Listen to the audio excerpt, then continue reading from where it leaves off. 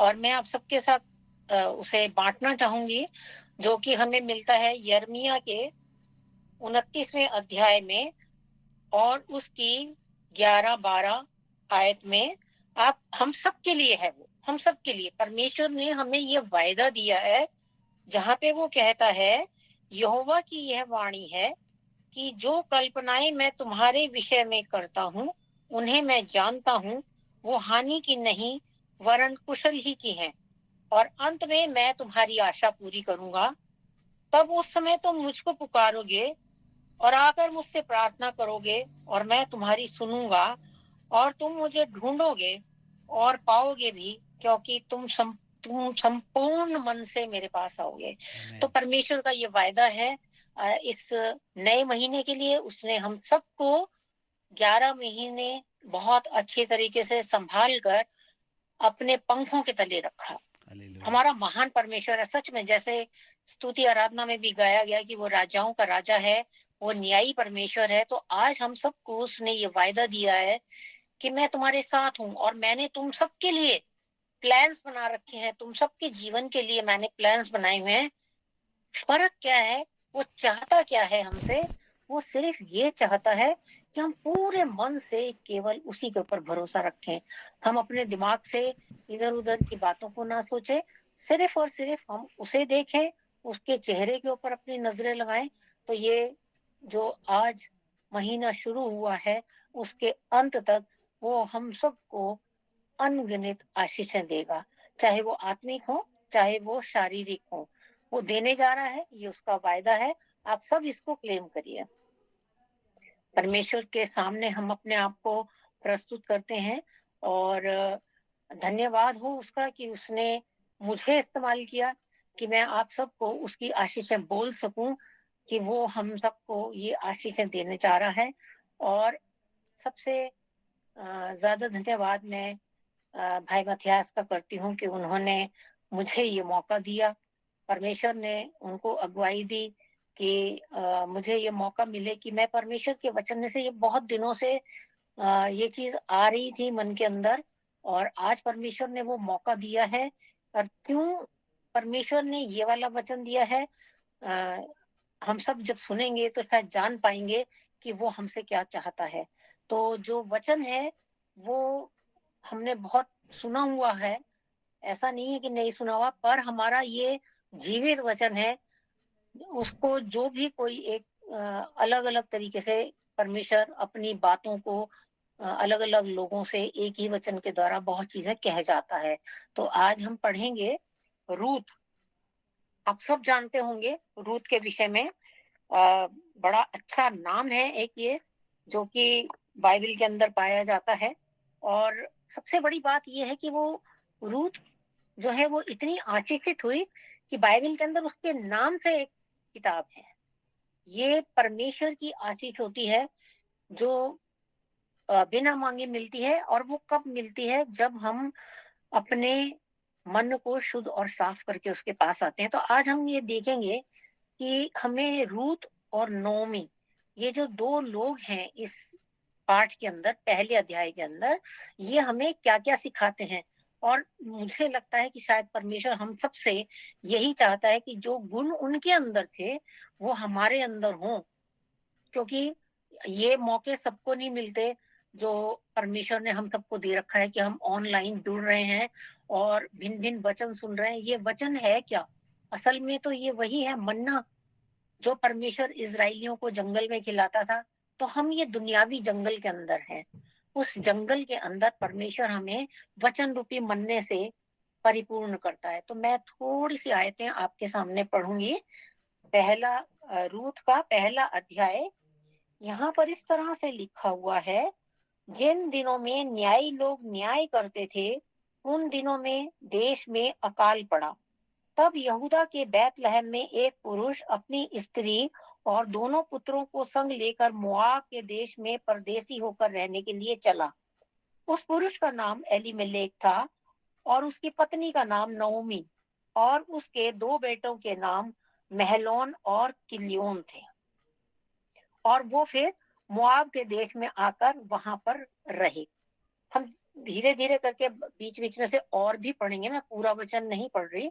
यहाँ पर सबसे पहला हमारा ध्यान जो है वो पहले शब्दों की तरफ जाता है, जहां पर ये लिखा हुआ है, जिन दिनों में न्यायी लोग न्याय करते थे। यानी उस समय कोई भी राजा नहीं था, लेकिन न्यायी थे। न्यायी थे इसका मतलब ये है कि वहां पर लोग जो थे अपने सुलह के लिए, अपने और कामों के लिए, या जो उनके बीच में अनबन हो जाती होगी, लड़ाई झगड़े होते होंगे, उन्होंने कुछ लोगों के ग्रुप बना रखे होंगे जो कि उनसे ज्यादा पढ़े लिखे होंगे, समझदार होंगे, जो कि उनके झगड़ों को निपटाते थे या उनको बताते थे कि भाई उन्हें क्या करना है। तो वो न्यायी लोग हुआ करते थे वहां पर। उस वक्त क्या हुआ कि वहां पर अकाल पड़ा। अकाल का मतलब क्या है? अकाल का मतलब ये है कि भाई एक मुसीबत आई, मुसीबत आई वहां पर। और ये यहूदा के बैतलहम में, अब ये बैतलहम शब्द जो है ये हमारी भाषा का शब्द नहीं है, हिंदी भाषा का शब्द नहीं है। ये शब्द जो है ये अ, इब्रानी भाषा का है। बहुत लोगों को पता होगा कि बैतलहम इब्रानी भाषा का शब्द है। हमारी बाइबल भी जो है वो इब्रानी भाषा में लिखी गई है और उसको ट्रांसलेट करा गया है अन्य अन्य भाषाओं में। एक बाइबल हमारी ऐसी किताब है जो कि सबसे ज्यादा भाषाओं में ट्रांसलेटेड है, ताकि ज्यादा से ज्यादा लोगों तक हमारे परमेश्वर का वचन पहुंचे। तो बैतलहम का अर्थ है रोटी का घर। यानी ये एक आशीषित जगह थी जहां पे कि परमेश्वर की आशीषें भरपूर थी। लेकिन वहां पर एक अ, जब अकाल पड़ा, जब मुसीबत आई, तो एलीमेलेक जो कि वहां पर रहा करता था अपनी पत्नी के साथ, वो इस बात को भूल गया कि मैं जिस शहर के अंदर रह रहा हूं वो जगह जो है परमेश्वर के द्वारा आशीषित है। बस वो संकट से घबरा गया। अब यहाँ पर उसका भी सोचना ठीक था, क्योंकि उसको अपने परिवार को बचाना था।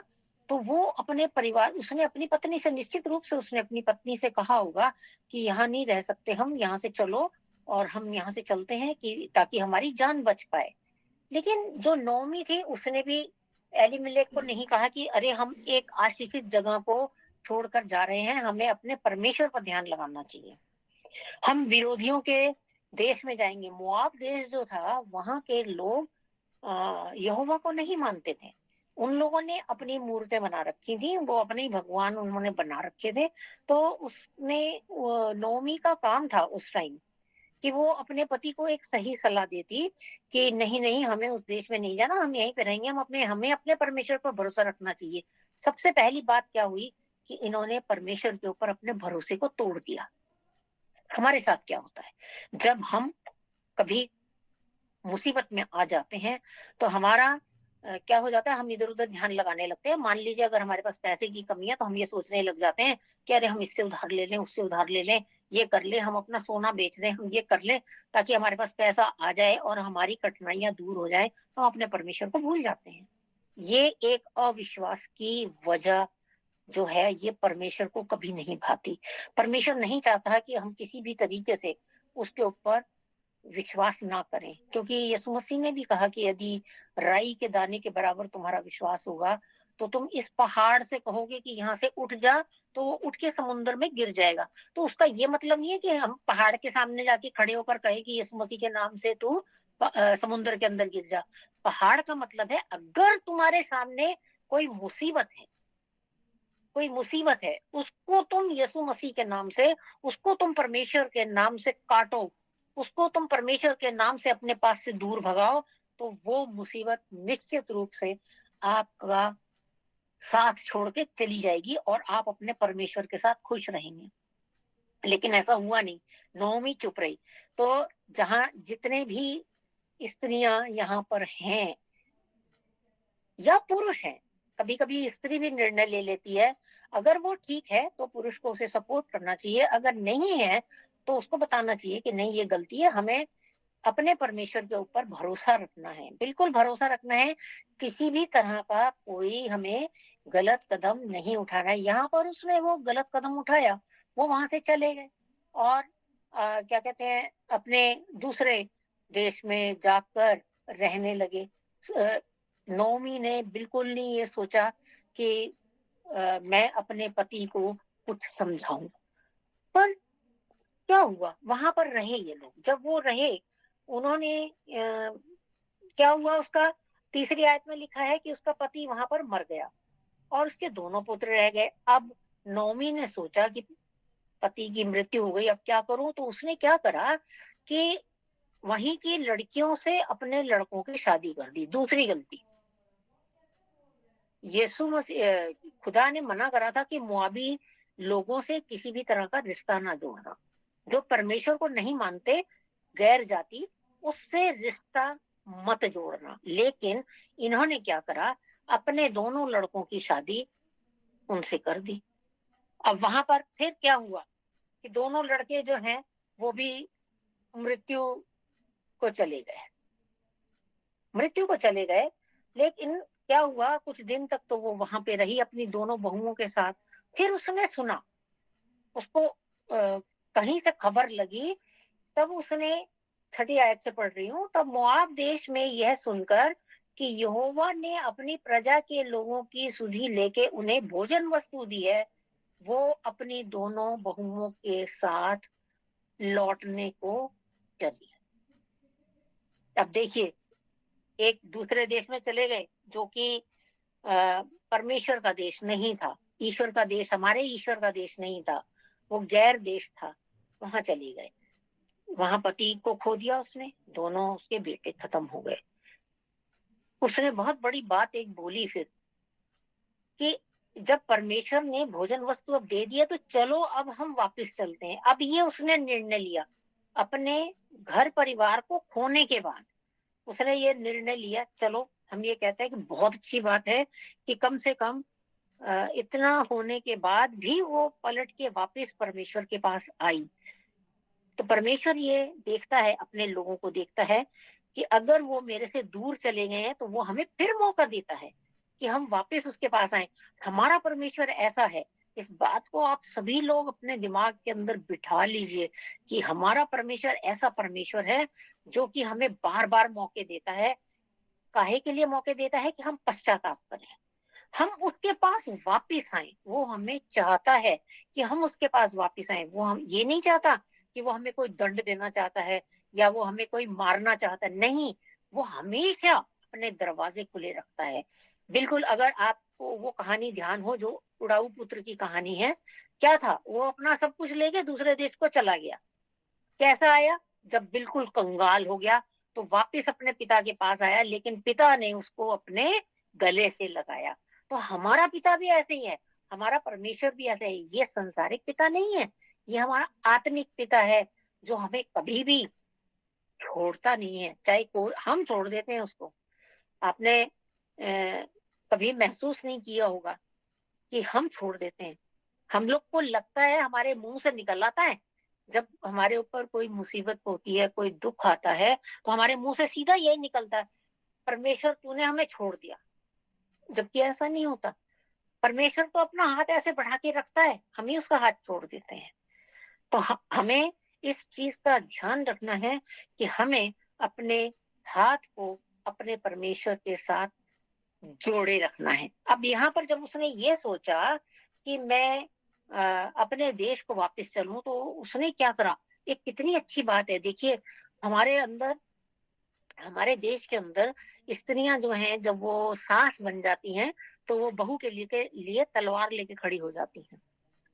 एक तलवार खींची और सास और बहू की लड़ाई होती है, जो कि बिल्कुल गलत है। ये हमारी मसीहत के अंदर नहीं है। यहाँ पर नोमी ने एक बहुत अच्छी बात करी कि उसने अपने दोनों बहुओं को कहा कि ऐसा है कि तुम जो है अब अपने अपने घर चली जाओ, क्योंकि अब मेरे पास कोई बेटा नहीं है जिससे कि मैं तुम लोगों की शादी करूं। तो तुम लोग ऐसे करो कि तुम लोग दोनों अपने अपने घर चली जाओ। तो मैं आपके सामने पढ़ रही हूँ एक आयत। तब वे, जब उसने ऐसी बात कह दी, तो 14वीं आयत में लिखा है, तब वे फिर से उठी और ओरपा ने अपनी सास को चूमा, परंतु रूत उससे अलग ना हुई। ओरपा जो थी, उसकी बहू थी, रूत भी उसकी बहू थी। ओरपा ने क्या करा, उसको एक अपॉर्चुनिटी मिली, उसको लगा कि ये मेरी सास बिल्कुल सही कह रही है। उसने क्या करा, अपनी सास को चूमा और वो अपने घर वापस चली गई। तो उसमें नौमी ने कोई बुरा नहीं मनाया। तो हमें भी अगर यहाँ पर अपने परिवारों के लिए या अपने घर में या अपनी अपने सभाओं में, अपनी संगति में या अपने कुनबे के अंदर कोई ऐसा निर्णय लेना पड़े कि कोई लड़की जो है वह छोटी एज में विधवा हो गई है, तो उसके लिए एक कदम उठाना चाहिए कि उसका घर दोबारा से बस जाए। लेकिन जो रूत थी, अब बहू के लिए भी फर्ज है यहाँ पे कि रूत ने क्या कहा, रूत ने नहीं छोड़ा। जबकि नौमी ने रूत को बोला कि देख तेरी जिठानी चली गई है, तो तू भी अपने कुनबे में वापस चली जा, ताकि वहां पर तेरा घर बस जाए। लेकिन 16वीं आयत से पढ़ रही हूं मैं, जहां पे लिखा है, रूत बोली, तू मुझसे ये विनती ना कर कि मुझे त्याग या छोड़कर लौट जा, क्योंकि जिधर तू जाए उधर मैं भी जाऊंगी, जहां तू टिके वहां मैं भी टिकूंगी। तेरे लोग मेरे लोग होंगे और तेरा परमेश्वर मेरा परमेश्वर होगा। जहां तू मरेगी वहां मैं भी मरूंगी। कितनी बड़ी बात रूत ने बोली, जबकि वो गैर जाति की थी, पर उसने क्या कहा कि तेरा परमेश्वर मेरा परमेश्वर होगा। ये बात हम बहुओं को, सासों को बड़े अच्छे तरीके से समझ लेनी चाहिए कि परमेश्वर हमसे क्या चाहता है, स्त्रियों से क्या चाहता है। ये जरूरी नहीं होता कि हमें कहीं बाहर जाके प्रचार करना है या हमें कहीं पे सभा इकट्ठी करनी है, वहां पे हमें प्रचार करना है। प्रचार तो हमें अपने घर से ही करना है, चीजें तो हमें अपने घर से ही सुधारनी है। यदि किसी के भी घर में ऐसी कोई बात है जहां पर की सास बहू की अनबन है, तो वो निश्चित रूप से अपने उस काम को सुधारे, क्योंकि परमेश्वर हमारी छोटी छोटी बातों को देखता है। यहाँ तक कि अगर हम सिर्फ दिमाग के अंदर कल्पना करते हैं कि अरे ये सास ना होती तो अच्छा होता, अरे ये बहू ना होती तो अच्छा होता, परमेश्वर वो भी पढ़ लेता है। वो भी एक गुनाह होता है हमारे लिए, हम उससे बच नहीं सकते। अगर हमने कभी भी अपने दिल में, अपने दिमाग के अंदर ऐसा सोचा है, तो वहां हमें पश्चाताप की जरूरत है। वही पश्चाताप परमेश्वर चाहता है जो हम बार बार करते हैं कि हमें मौका मिला है, पश्चाताप करने का मौका मिला है, पश्चाताप करने का मौका मिला है। तो वो क्या है पश्चाताप? ये नहीं है कि हम किसी का खून करके आ गए तो हम पश्चाताप कर रहे हैं, वो तो संसारिक चीज है। उसके लिए पुलिस है, उसके लिए जज है, वो न्याय करेंगे, वो केस चलेगा। लेकिन ये भी तो एक गुनाह है जो हम अपने दिल के अंदर ही कर जाते हैं। मैं खाली ये बात नहीं कर रही हूँ कि सिर्फ सास और बहू, भाई और भाई के अंदर भी होता है। भाई और भाभीियों के मतलब जितने भी रिश्ते हैं, चाचा चाची कोई भी हो, सब रिश्ते, हर एक रिश्ते में अगर हमारे दिलों में एक दूसरे के प्रति खुन्नस है, एक दूसरे के प्रति क्रोध है, तो उसे इस महीने के शुरू के दिन में समाप्त कर लीजिए। आप खुद उनको माफ करिए, आपकी गलती हो या ना हो, आप माफी मांग लीजिए, क्योंकि माफी से परमेश्वर बहुत खुश होता है। वो अपने आशीषों के भंडार जो है वो खोल देता है। तो यहाँ पर जो थी, हमको रूत से और नौमी से ये बात सीखने को मिलती है कि दुख चाहे कितना भी बड़ा क्यों ना हो, कितना भी बड़ा क्यों ना हो दुख, परंतु हमारा ईश्वर सर्वोच्च है। उसके आगे वो दुख कुछ भी नहीं, कुछ भी नहीं है वो दुख। तो हमें कभी भी अपने दुख के अंदर ये नहीं भूलना चाहिए कि अरे हमारे ऊपर तो इतना दुख हो गया, अरे हम इसमें से कैसे निकलेंगे, ओह परमेश्वर ने तो हमें ऐसे कर दिया, अब तो हमें इस दुख में से परमेश्वर भी नहीं निकाल सकता। नहीं, परमेश्वर हमारा सर्वोच्च है, उसके आगे कोई चीज नहीं है। हम संसारिक प्राणी हैं, परमेश्वर ने हमें प्राण दिया है।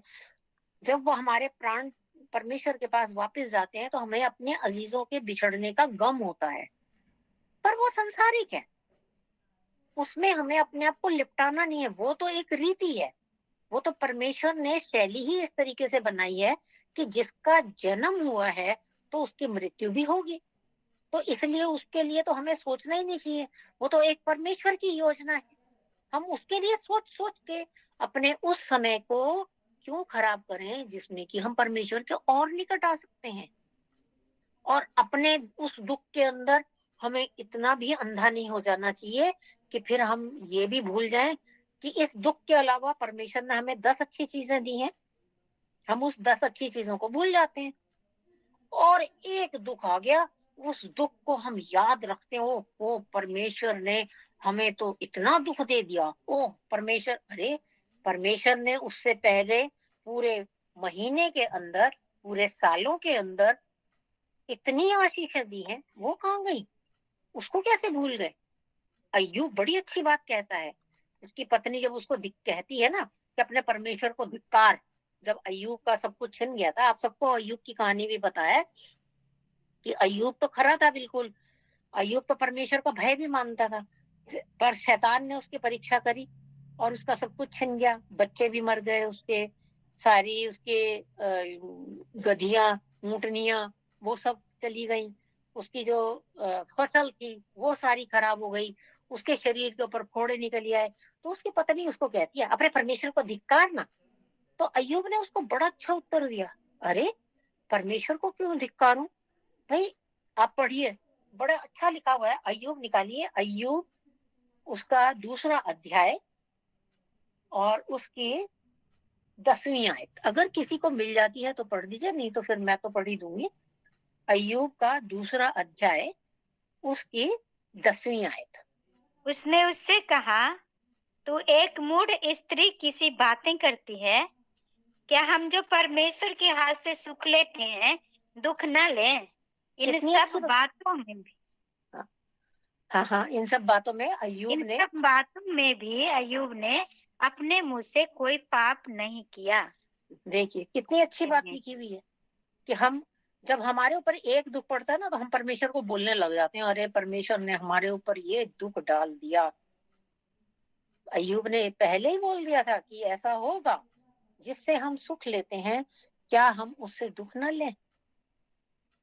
तो इसलिए जब कभी भी हमारे ऊपर दुख आए, हमें ये चीज अपने दिमाग के अंदर रखनी है, हमें ये सोच के रखना है कि नहीं, इससे बड़ा हमारा परमेश्वर है।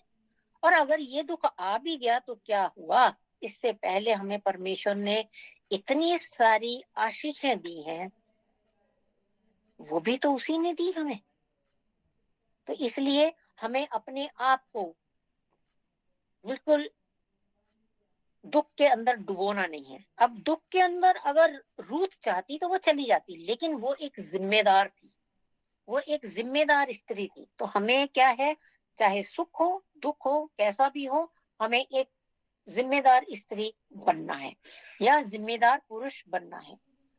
अब यीशु मसीह को खुदा ने भेजा, क्या हम ये भूल गए? जब हमारे ऊपर दुख पड़ा तो हम भूल गए कि यीशु मसीह को परमेश्वर ने हमारे लिए ही तो भेजा है। पहले क्या था, पहले तो होम बलि और पाप बलि, मेल बलि यही चढ़ा करती थी, लेकिन शैतान ने उसके ऊपर भी कब्जा कर लिया। तो लोग जो थे वो परमेश्वर से फिर गए। परमेश्वर को बहुत दुख हुआ कि वो इंसान जिसको मैंने अपने स्वरूप में बनाया और सब कुछ दिया था, मैंने उसको अदन की वाटिका में रखा और वो शैतान के शिकंजे में चला गया। बहुत सारी कोशिशें जब परमेश्वर कर चुका, तब उसने यीशु मसीह को हमारे लिए भेजा। यीशु मसीह ने कहा मैं जाऊंगा, और यीशु मसीह ने आकर, आप सब जानते हैं कि किस तरीके से हमारी ही तरह उसने यहाँ पर जीवन गुजारा और हमें बहुत सारी बातें सिखा के गया यीशु मसीह। और उसने अपने प्राण उस क्रूस पर दिए। बहुत सारी चीजें हैं। हमारा वचन जो है ना, उसका एक एक शब्द जो है उसके इतने बड़े बड़े मायने हैं कि वो हम समझ ही नहीं सकते हैं, हम समझ ही नहीं सकते हमारे लिए। ये सब ऊपरी बातें हो जाती हैं जितना भी हम समझते हैं या जितना भी हम बोलते हैं, लेकिन हमारा वचन जो है इसके मुकाबले में इस संसार के अंदर कुछ भी नहीं है, कुछ भी नहीं है। और यीशु मसीह हमारे सब पापों को लेकर वो क्रूस पर चढ़ गया और मर गया, दफन हुआ, जिंदा हुआ। अब आपको एक और बात बता रही हूं मैं, जो मुझे भी परमेश्वर ने बताई, कि जिस दिन से यीशु मसीह स्वर्ग में गया, उस दिन से और अब ये सारा अनुग्रह का समय चल रहा है। यानी अनुग्रह का समय का मतलब क्या है, कि परमेश्वर चाहता है कि हम अपने पापों से फिरें और संपूर्ण मन से उसके ऊपर भरोसा रखें। वो हमसे सिर्फ यही चाहता है और कुछ नहीं चाहता। और आपको मैं ये बताना चाहती हूँ कि ये परमेश्वर का चुनाव का तरीका है, जो उसने चुना है अपने लोगों को अलग अलग छोटे छोटे ग्रुप्स में बनाकर। ऑनलाइन चर्चेस जो हो रहे हैं, इससे परमेश्वर अपनी सेना तैयार कर रहा है। और इस सेना के अंदर वो ये चाहता है कि एक एक सैनिक पूरे मन से सिर्फ उसके ऊपर भरोसा रखे और इस बात को मान ले कि सिर्फ यीशु मसीह जो है वही हमारा उद्धार करता है। तो ये जो जितना भी है कि रूथ ने इस तरीके से करा, इस रूथ से हम बहुत सारी बातें सीख लेते हैं। कि रूथ जो है वो अपनी सास से प्यार करती थी। कितना समय हुआ होगा रूथ को रहने में अपनी सास के साथ? बहुत थोड़ा समय था। लेकिन रूथ अपनी सास को बहुत प्यार करती थी, वो उसका कहना भी सुनती थी, वो उसका ध्यान रखती थी। वो अपनी सास की सहेली थी, वो अपनी सास के प्रति निष्ठावान थी, वो अपने सास के प्रति कमिटेड थी। और इन सब से ऊपर उसने नौमी के खुदा को अपना खुदा बना लिया था। आप ये देखिए ना, कितनी सारी चीजें रूथ ने करी और बदले में परमेश्वर ने उसको क्या दिया, क्या आप जानते हैं? और मैं सोचती हूँ कि आप ये जानते होंगे कि रूथ जो है वो यीशु मसीह की वंशावली में है। रूथ जो है, राजा दाऊद के बारे में सबने सुना है, वो राजा दाऊद की परदादी थी। और आप सबको और हम सबको ये पता है कि यीशु मसीह जो है वो दाऊद के घराने से उत्पन्न हुआ है।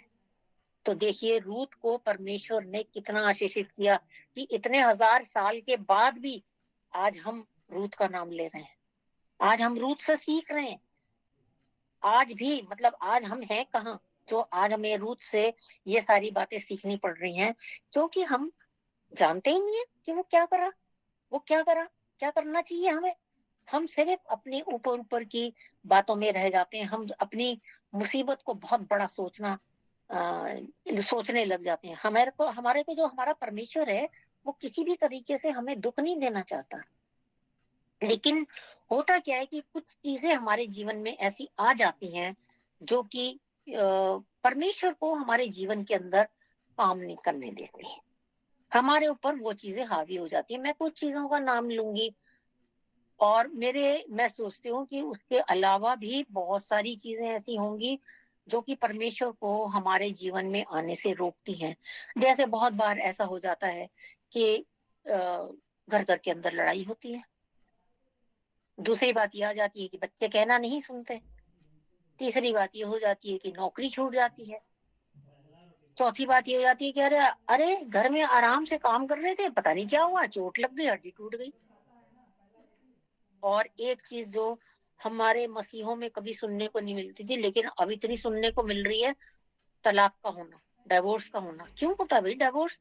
जब आप एक चर्च के अंदर जाकर परमेश्वर को उपस्थित जानकर उसके सामने अपने गठबंधन बांध रहे हैं, तो आपका तलाक क्यों हो रहा है? क्या तलाक लेने से समस्या हल हो जाएगी? क्या तलाक लेने के बाद आप जब दोबारा शादी करोगे वो भी एक गुनाह है? क्या 100% मिलेगा? कोई नहीं मिलता। तो उन्हीं चीजों को प्रार्थना के अंदर रखकर अगर हम अपने जीवन को आगे चलाएं तो उसकी नौबत कभी भी नहीं आएगी, निराशा कभी भी नहीं होगी। लेकिन होता क्या है कि हर कोई राजा बनना चाहता है। हर कोई ये चाहता है कि भाई मैं ही हूँ, सब कुछ मैं ही हूँ। तो हमें इन सब चीजों से बचने के लिए हमारे पास एक वाक्य है सिर्फ, कि यीशु हमारा राजा है। और उसको अपना राजा बनाने के लिए हमें अपने पिछले गुनाहों से सब कुछ पश्चाताप करना पड़ेगा। और ऐसा नहीं है कि हमने ऐसे दुआ करी, हे प्रभु जी, हे परमेश्वर जी, हमारे हमने जो पिछले गुनाह करे हैं उसको माफ कर दीजिए। नहीं, आपने आप अकेले बैठिए, परमेश्वर के साथ बैठिए, सिर्फ परमेश्वर के साथ। किसी को बताने की जरूरत नहीं है। आप परमेश्वर के सामने बैठिए, प्रभु जी मैंने इस व्यक्ति के प्रति ये गुनाह किया, प्रभु जी आप मुझे क्षमा कीजिए। अपने एक एक गुनाह की, छोटे हो बड़े हो, आपको चाहे छोटे लगते हो सकता है वो परमेश्वर की नजर में बड़े हो, तो उन गुनाहों की माफी मांगिए, क्योंकि बहुत परमेश्वर जो है वो फिर हमें आशीष देगा, निश्चित रूप से आशीष देगा, क्योंकि उसने लिखा भी है। व्यवस्था विवरण निकालिएगा, व्यवस्था विवरण 30, जो वो हमसे चाहता है। व्यवस्था विवरण 30 और उसकी दूसरी, तीसरी और 9वीं आयत,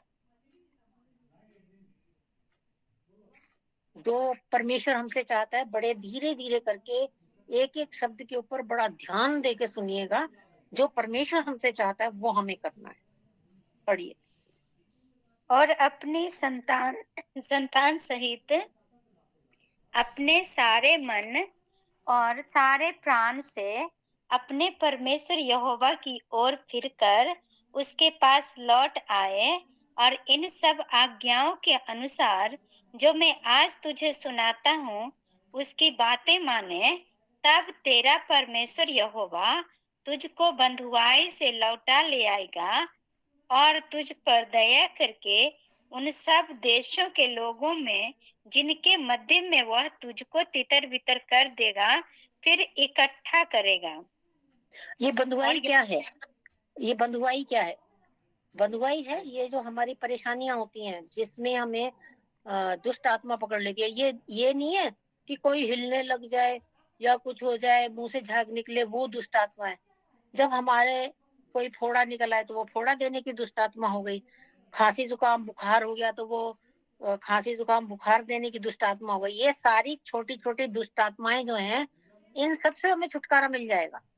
परमेश्वर के पास, परमेश्वर के नाम में वो शक्ति है। दुष्ट आत्माएं भी पहचानती हैं कि ये यीशु मसीह है, ये परमेश्वर के लोग हैं, तो वो आने का जो है वो हमारे पास आने का जो है वो किसी भी तरह से जोखिम ही नहीं उठाएंगी कि अरे ये तो वो लोग हैं जो उस परमेश्वर को मानते हैं, जो कि सनातनी परमेश्वर है, सर्वोच्च ईश्वर है। तो वो कभी भी ये नहीं चाहेंगी कि भाई यहाँ आकर जो है हम अपनी जो है वो अपने को बंधवा लें, या हम मर जाएं, या हमारा जीवन खत्म हो जाए, या हमारे शैतान की जो सल्तनत है वो खत्म हो जाए। वो कभी भी नहीं आएंगी। सिर्फ वो ये चाहता है कि हम परमेश्वर की ओर फिर जाएं, पूरे तरीके से, पूरे तरीके से। हमारे ऊपर संसारिक चीजें हावी नहीं होनी चाहिए। हमारे हमारे दिमाग के अंदर हर टाइम 2 गुना 2 4 होता है, और फिर 4 का हम ये कर देंगे, इस पैसे को हम यहाँ लगा देंगे तो हमारा इतना बढ़ जाएगा पैसा, या हम ऐसे कर लेंगे तो हमारा इतना प्रॉफिट हो जाएगा, ये हो जाएगा। इन सब चीजों को कोई फायदा नहीं है करने का। ये सब चीजें यहीं रह जाएंगी। हमें जाना है अपने विश्वास के साथ, हमें सिर्फ उसको बढ़ाना है। विश्वास को हम अपना बढ़ाएंगे तो हमें बहुत कुछ मिल जाएगा। इसकी जो एक 9वीं आयत है वो मैं पढ़ रही हूँ, उसमें बड़ा अच्छा लिखा हुआ है।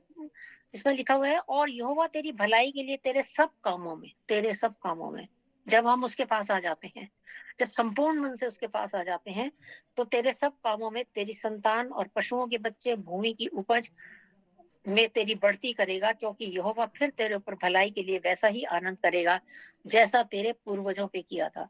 रूत ने बिल्कुल परमेश्वर की इच्छा के अनुसार काम किया, और रूत का नाम आज तक है।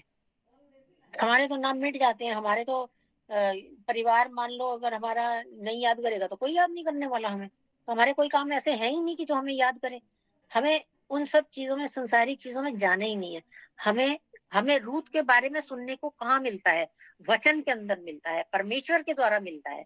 तो हमें उस रास्ते पे जाना है जिस पर रूत चलकर परमेश्वर के निकट गई। हमें उस रास्ते पर जाना है जिस पर रूत ने ये सारी आशीषें पाई। और परमेश्वर भी यही कह रहा है कि तुम पूरे मन से मेरे पास आओ तो मैं तुम्हें सारी आशीषें दूंगा। कोई भी ऐसी चीज नहीं है जो मैं तुम्हारे लिए रोक दूंगा कि मैं तुम्हें नहीं दूंगा, वो सब चीजें देगा। किसी भी तरीके से परमेश्वर जो है वो हमारी मुसीबतों में, हमारी कितनी बड़ी मुसीबतें क्यों ना आ जाए, वो हमें छोड़ता नहीं है। क्योंकि वो अपना वायदा रखता है, पूरा करता है, जिस तरह से कि व्यवस्था विवरण 8:3 में भी लिखा गया है। और बहुत अच्छी बात लिखी है ये, उसने तुमको नम्र बनाया। नम्रता जो है ये बहुत जरूरी है। उसने तुमको नम्र बनाया और भूखा भी नहीं होने दिया। और फिर वो मन्ना जिसे न तू न तेरे पुरखा जानते थे, वही तुझको खिलाया, इसलिए कि वह तुझको सिखाए कि मनुष्य केवल रोटी से ही जीवित नहीं रहता, परंतु जो वचन यहोवा के मुंह से निकलता है उन्हीं से वो जीवित रहता है। और ये बात जो है परमेश्वर ने जो कही है, ये यीशु मसीह ने उपयोग करा इसका। कब? जब शैतान यीशु मसीह को जंगल के अंदर ले गया और उसको जब भूख लगी तो उसने कहा कि ले पत्थरों से कह दे, तू तो खुदा का बेटा है ना, पत्थरों से कह दे रोटी बन जाएगी, तेरी भूख मिट जाएगी। तो उसने क्या कहा था? लिखा है कि जो वचन यहोवा के मुंह से निकलता है उससे तू जीवित रहेगा। यही वो वचन है जो यीशु मसीह ने संसारिक चीजों से ऊपर आने के लिए अपने लिए प्रयोग किया। तो जब हमारे पास इतनी बड़ी बड़ी चीजें हैं तो हम छोटी छोटी चीजों के पीछे क्यों भागते हैं? क्यों हम इसके पीछे भाग रहे हैं? और यीशु मसीह जब आया था तो उसने तो बहुत अच्छा एक वचन हमें दे के गया है। और आप सब उस वचन को भी जानते हैं जो कि यूहन्ना उसका 15वां अध्याय और उसकी 7वीं आयत में लिखा है। यूहन्ना 15 और उसकी 7वीं आयत।